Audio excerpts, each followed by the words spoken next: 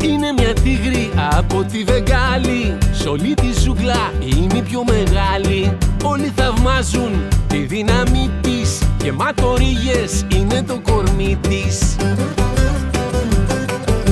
Φοβούνται οι ελεφάντες που είναι παλικάρια, μα πιο πολύ από όλους την τρέμουν τα λιοντάρια. Είναι μια τίγρη από τη Βεγγάλη, σ' όλη τη ζούγκλα είναι η πιο μεγάλη. Είναι μπουρλότο, είναι δύναμη της, κι όλες ζηλεύουν το λιγέρο κορμί της.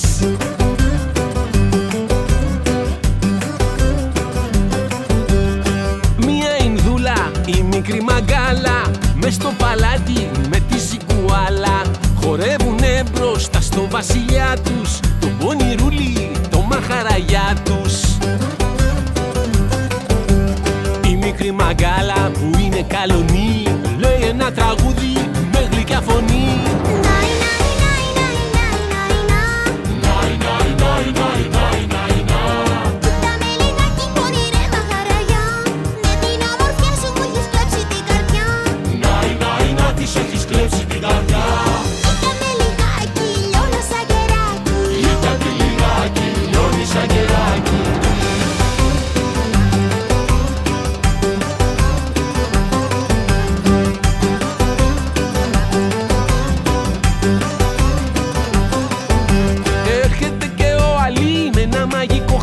Που πετάει σαν πουλί.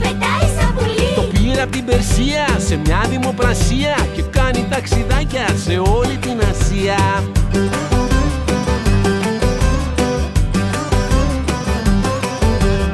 Κι όπως πετάει πάνω απ' τη Βεγγάλη, βλέπει την τίγρη τη μεγάλη, και είναι πλάι της ζικουάλα, η όμορφουλα πονηρή καστανομάλα, και τον θαμπώνει η ομορφιά της, λες και τη λούσανε ο Τίγρης και ο Εφράτης.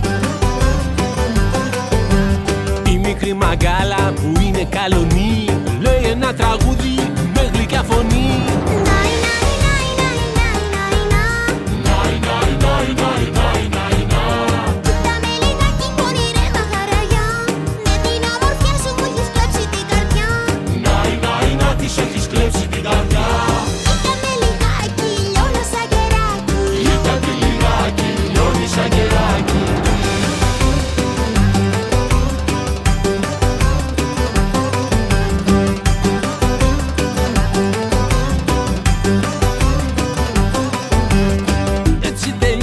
Αυτή η ιστορία, και αν σας άρεσε σας λέω άλλη μία.